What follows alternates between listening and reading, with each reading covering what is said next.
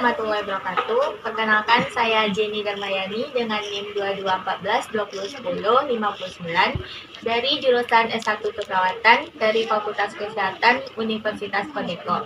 Baiklah, di sini saya akan mewawancara seorang perawat yang sudah berpengalaman tentang pemeriksaan penunjang yang bekerja di salah satu rumah sakit swasta di Pekanbaru.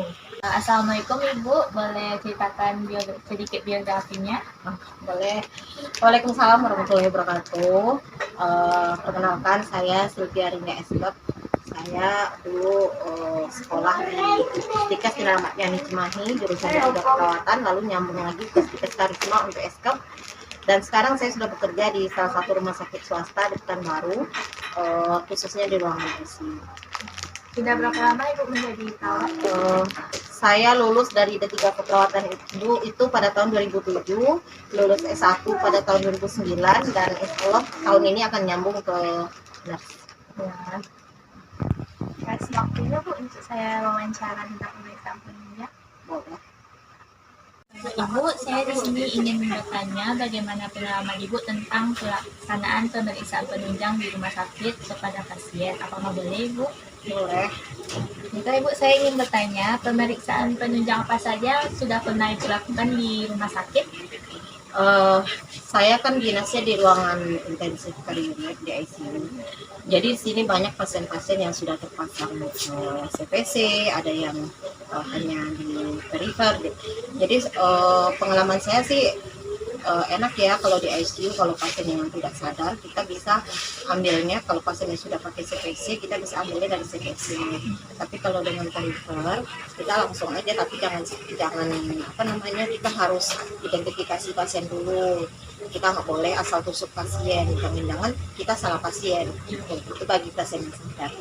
Berarti kita tentukan dulu identitasnya. Ya, karena kalau identifikasi pasien itu salah satu termasuk pasien safety. Jadi kalau kita tidak melakukan identifikasi bisa salah pasien, dan itu bisa menjadi insiden kejadian pasien safety, dan itu bisa dilaporkan ke komite rumah sakit. Jadi contoh pemeriksaan penunjang yang sudah Ibu lakukan seperti apa? Banyak ya, ada yang mengambil darah, ada cek darah misalnya hematologi rutin untuk melihat HB pasien, atau analisa gas darah itu untuk melihat kebutuhan oksigen pasien di dalam darah, pH darahnya berapa, terus untuk mengecek fungsi ginjal, urean dan kreatinin, dan banyak lagi. Kalau yang pasien DHF kan biasanya kita ceknya kromosit, itu bagian dari hematologi rutin. Kalau seperti contoh yang Ibu bilang tadi, cek labor darah, bagaimana sih Bu tujuan untuk mencek labor darah pada pasien itu? Tujuannya itu kita melakukan pemeriksaan itu sesuai dengan orderan dokter ya. Dokternya minta apa ke pasien. Misalnya kalau pasiennya dengan DHF, diagnosa DHF, dokter pasti meminta hematologi rutin.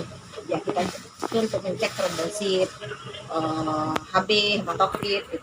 Ya tergantung orderan dokternya sih. Dokternya minta apa ya kita lakukan. Bagaimana sih Bu kalau prosedur pelaksanaan cek labor darah itu seperti apa tindakannya atau alat-alat yang dibutuhkan Bu? Prosedurnya itu kita ada persiapan alat, persiapan pasien. Yang paling penting itu yang saya bilang pertama tadi, identifikasi pasien, jangan sampai pasiennya salah. Yang kita suntik rupanya yang dokter ngorder pasien yang lain, kita ambilnya pasien yang itu gitu. Persiapan alatnya biasa ya, ada pencuci tangan, cara pencuci tangan, sarung tangan, jarum suntik sesuai dengan kebutuhannya, terus tabung darahnya biasanya kalau kita cek contohnya untuk hematologi rutin itu yang ada EDTA-nya biar tidak membeku darahnya gitu. Kalau cek analisa gas darah kita ada khusus siringnya yang ada heparinnya gitu biar tidak terjadi pengentalan gitu. Jadi Bu, apakah ada faktor penghambat atau kendala saat melakukan cek labor darah Bu di rumah sakit?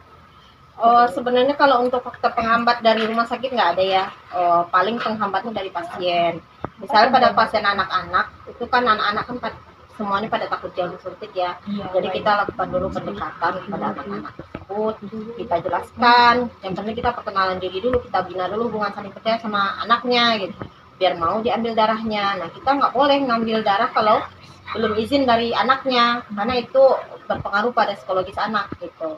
Kalau penghambat yang lain sih nggak ada. Kalau pada pasien dewasa ada juga sih yang takut jarum, tapi kan kalau pasien dewasa kita bisa lebih memberikan edukasinya dibandingkan pada anak. Kalau anak kita libatkan orang tua. Bagaimana cara pendekatan, kan tadi contoh pasiennya kayak anak kecil itu, bagaimana pendekatan kita sebagai perawat supaya anak kecil ini mau diambil darahnya?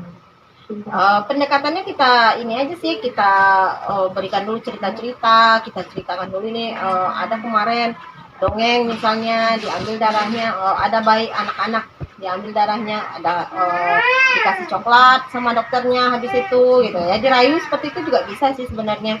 Kadang-kala ada juga sih anak-anak yang nggak takut ya, jadi enak aja sih ngambilnya. Yang penting kita membina hubungan saling percaya, jangan sampai anaknya menangis dan takut sama kita gitu.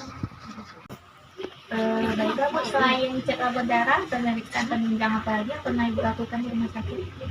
Berhubung karena saya memang dinasnya di ruangan ICU, jadi di ICU itu memang banyak kasus-kasusnya ya yang gawat gitu.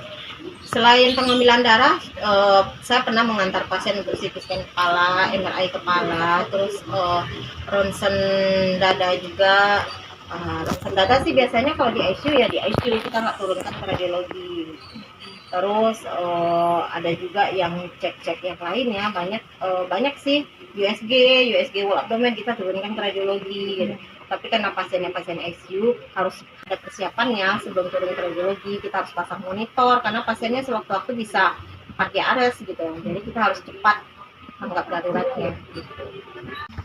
Selain di rumah sakit, apakah pernah Ibu keluar atau ke rumah sakit lain untuk melakukan pemeriksaan penunjang pada pasien? Kebetulan pada tahun 2022 akhir kemarin saya pernah dikirim ke rumah sakit Cokro Mangunkusumo. Nah, di sana kita lebih kompleks lagi ya pemeriksaan penunjang di sana gitu. Seperti misalnya ada kita ngantar pasien ke dia di unit-unitnya masing-masing ada gitu, kayak kita ngantar pasiennya mau ronsen MRI itu tuh jaraknya tuh namanya rumah sakit pendidikan ya, jarak antara satu ruangan itu ke ruangan yang lainnya itu kan jauh, jadi transportnya itu memang membutuhkan tenaga yang cukup maksimal ya karena jauh jaraknya gitu. Kita sih tugasnya hanya mengantar aja, tapi yang melakukan prosedur itu tetap petugas radiologi gitu. Selain ke RSCM sih saya juga dulu pernah di Bandung, saya kan kuliahnya di Stika Selamat yang di Cimahi, jadi di sana juga lebih kompleks ya daripada rumah sakit saya yang sekarang. Tapi kalau untuk sistem dan cara-caranya sih sama aja, baik di rumah sakit daerah maupun di rumah sakit pusat juga sama aja, cuman beda tempat aja. Jadi tata cara sama prosedurnya tetap sama. Prosedurnya tetap sama. Yang paling utama itu kalau pemeriksaan penunjang itu tetap identifikasi pasien. Jangan sampai salah pasien yang kita bawa. Mana sudah jauh, pasiennya salah, nanti kita kena IKP. Nanti kita disentil sama direktur. Gitu, dapat hukuman gitu. Bu, satu pertanyaan lagi Bu. Jadi pemeriksaan penunjang ini bagi perawat pemula seperti saya ini itu susah atau gimana Ibu? Oh baiklah, kalau untuk adik-adik yang masih belajar ya, masih tahap pertama menjadi seorang perawat profesional, sebenarnya itu tidak susah ya. Kita harus menyiapkan mental dan keterampilan gitu. Kita harus betul-betul terampil dulu baru kita mengambil pemeriksaan penunjang tersebut gitu. Kalau kita tidak yakin, misalnya kita nih di order sama dokter untuk pengambilan darah misalnya untuk anak-anak lagi, kalau kita tidak yakin, jangan memaksakan diri, suruh senior kita yang lebih kompeten. Nah, kita harus terampil dulu dan yakin dan percaya diri kalau kita tuh bisa untuk melakukannya, karena jangan sampai kita mengambil darah pasien, nah pasiennya jadi cedera. Nah, itu nanti akan kena kode etik dari profesi kita gitu ya. Yang paling penting itu siapkan mental, siapkan keterampilan, dan perdalam terus ilmunya gitu. Berarti harus pada diri sendiri supaya diri. Iya harus, karena kalau kita nggak percaya diri nanti yang diambil darahnya yang kita tusuk malah bengkak. Nah pasiennya langsung komplain. Kalau pasien tak komplain kita langsung buyar semuanya, nanti kita terdiam. Apalagi perawat baru kan. Nah, kalau perawat lama sih udah biasa sih melakukan tindakan tersebut karena memang udah terampil juga. Kalau kita bagi perawat pemula ini harus banyak belajar dulu, harus terampil dulu, dan mentalnya juga harus siap. banyak ya Bu atas informasi dan waktunya. Masih banyak sekali lagi Bu saya ucapkan. Sedikit kesimpulan yang saya dapat tadi setelah wawancara Ibu. Jadi pemeriksaan penunjang ini harus yang sangat penting kita lakukan itu mengidentifikasi pasien kan Bu, supaya kita tidak salah pasien, dan kita harus menyiapkan mental dan percaya diri untuk melakukan tindakan yang akan kita lakukan tampil, dan kita harus juga tampil serta kita harus memperhatikan prosedur dan alat-alat yang akan digunakan untuk pemeriksaan penunjang Bu. Iya. Baiklah Ibu, terima kasih atas waktunya ya Ibu.